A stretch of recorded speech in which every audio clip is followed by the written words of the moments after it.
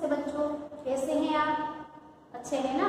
चलिए, आज हम हमारे गद्य है हमारा बार, उसका अगला पाठ हमने अगले वीडियो में देखा था। आज हम उसका दूसरा भाग लेने वाले हैं।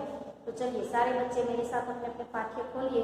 और मैंने अगले वीडियो में भी आपको बताया था कि इसमें अधिकतर शब्द है जो आपको समझ में नहीं आएंगे, क्योंकि ये उस समय का पाठ है जब अंग्रेज हमारे यहाँ राज करते थे, हमारे यहाँ अंग्रेज रहते थे, उस समय का यह पाठ है। इसलिए कुछ ऐसे शब्द है जो पुराने होंगे, तो आपको समझ में न आए तो वह शब्द आपको क्या करते हैं, अपने पाठ्य में पेंसिल से लिखते जाना है। तो चलिए बच्चों, हमने देखा था कि महादेवी वर्मा है, लेखिका है, वो बहुत छोटी सी है और वह जब भी बाहर जाती है तब अंग्रेजों को बच्चे को छोटे छोटे घोड़े पर यानी कि टट्टुओं पर बैठते आते जाते देखती है, और कुछ बच्चे हैं वो सफेद रंग के गधे पर भी बैठते हैं।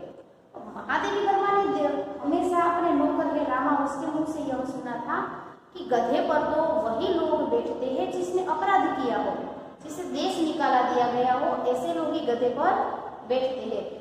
पर महादेवी वर्मा है, उसके मन में कुछ अजीब सी जिज्ञासा जागती है कि उसे भी घोड़े पर बैठना है। इसलिए वह अपने पिताजी से मौखिक स्मृति पत्र यानी मुंह जबानी कहते हैं कि भी हमें भी घोड़े पर बैठने का अधिकार है, हमें भी एक घोड़ा ले दीजिए।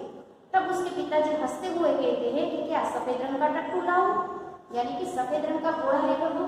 तब महादेवी वर्मा कहती है कि नहीं, सफेद रंग के टट्टू पर हम नहीं बैठेंगे, क्योंकि सफेद रंग के टट्टुओं पर तो हमेशा कौन बैठता है, जो लोग अपराध करते हैं, वैसे लोग ही सफेद घोड़े या सफेद गधे पर बैठते हैं।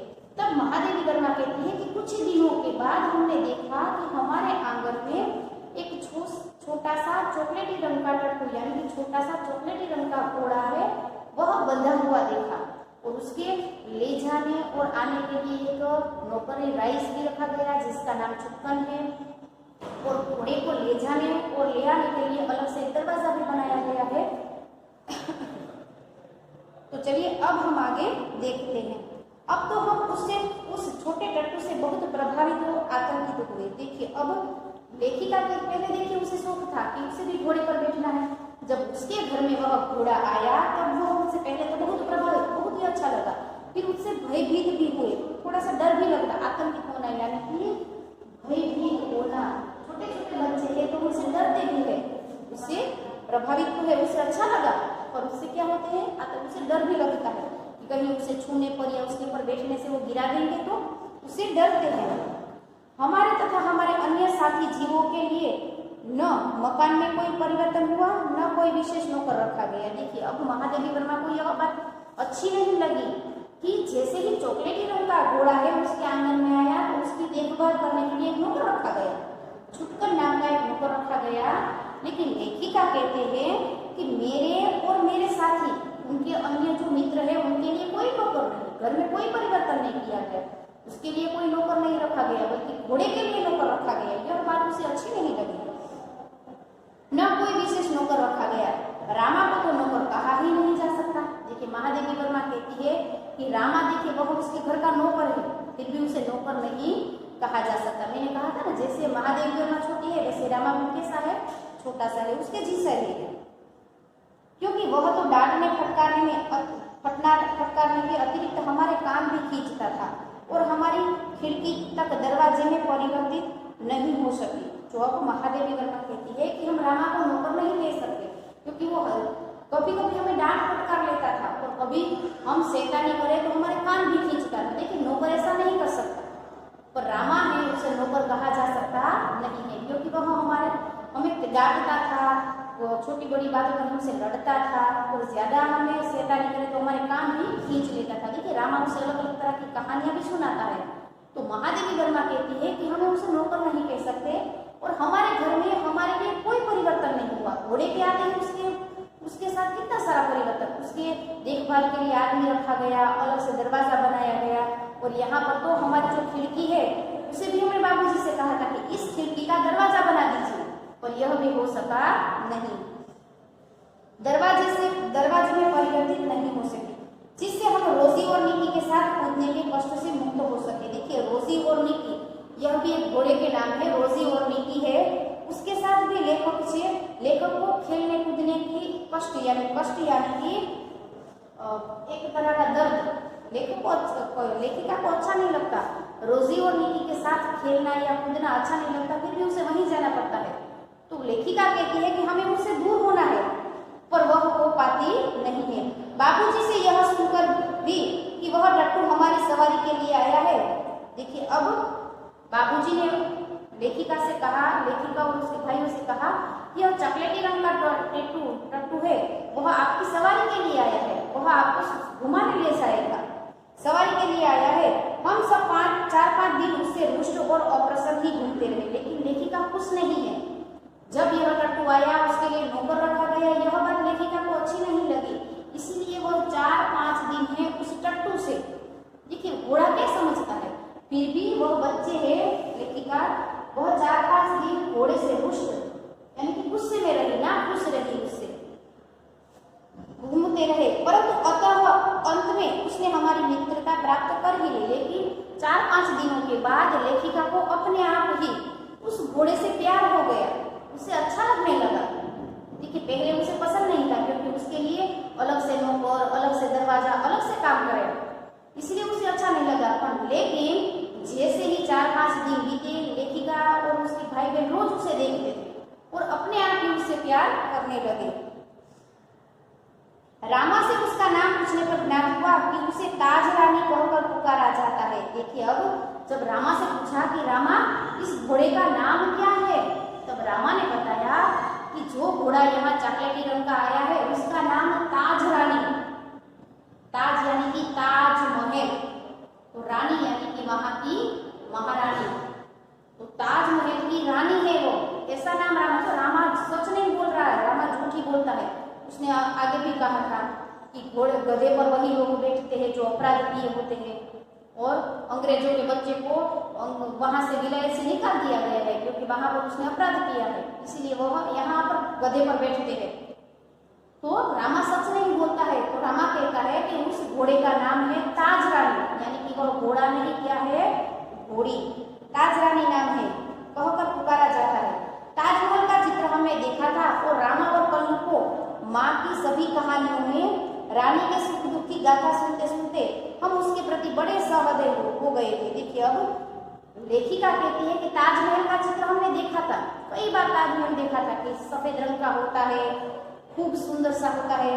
तो रामा और कल्लू, देखिए रामा है और कल्लू नाम का एक और नौकर है, उसकी कहानियों में कई बार लेखिका ने सुना था कि रानी कितने दुख में से प्रसार होती है, कितने दुख दर्द में पड़ती है, देखिए उसके पास रहने की, खाने पीने की पूरी सुविधाएं होती है, वो भी राजा उसके साथ रहता नहीं है।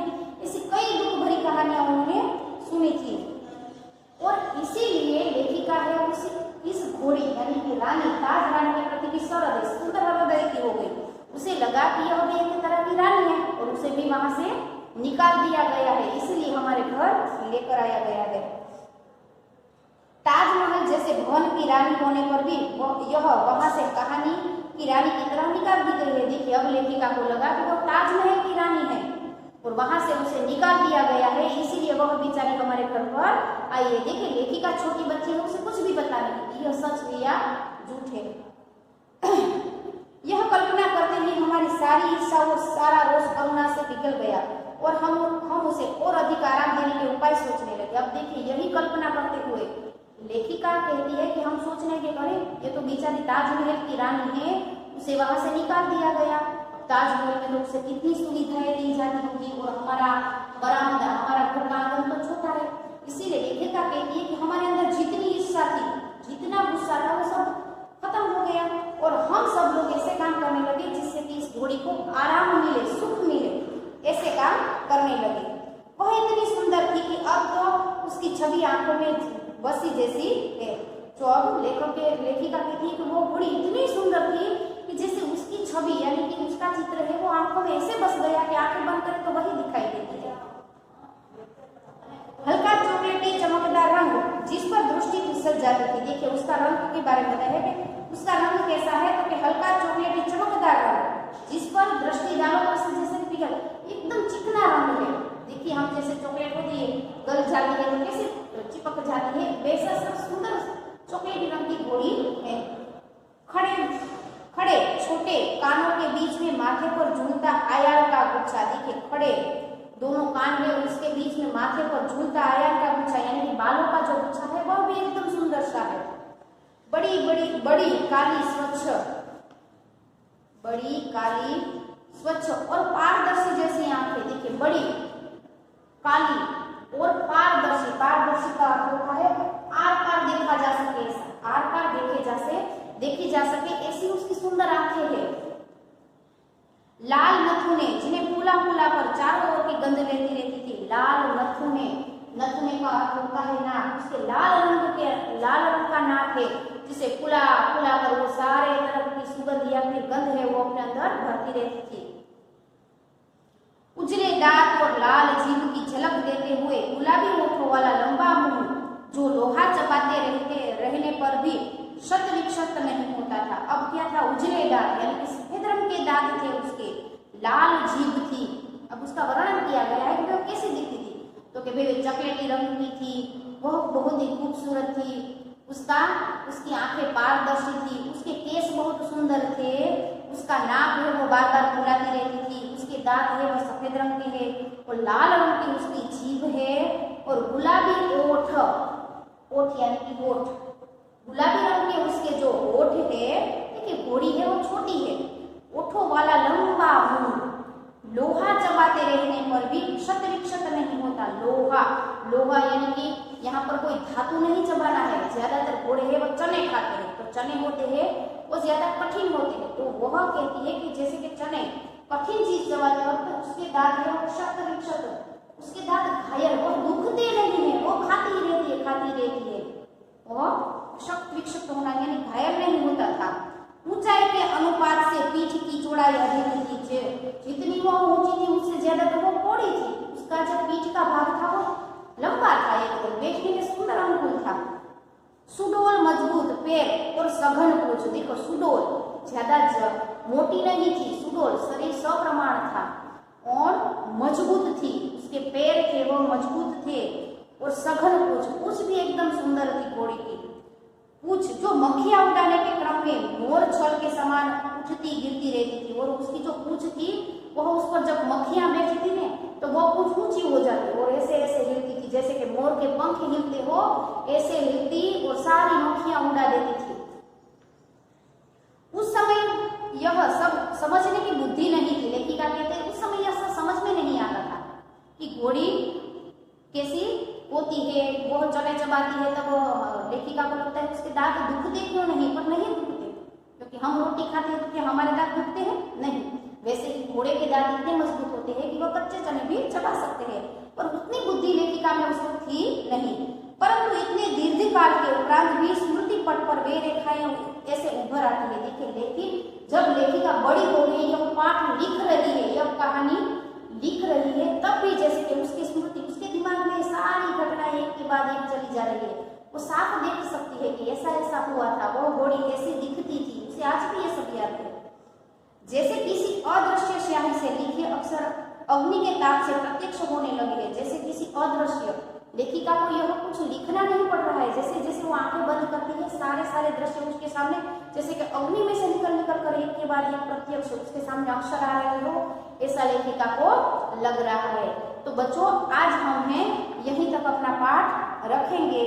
तो आपको क्या करना है, आपको यह पाठ आगे पढ़ना है, देखना है कौन कौन से शब्द आपको ज्यादा अधिक कठिन लगते हैं, इन सारी चीजों पर आपको मुहावरा करना है। तो चलिए बच्चों, हम अपने अगले वीडियो में फिर से यही पाठ है उसे आगे ले जाएंगे। तब तक के लिए सबको नमस्ते।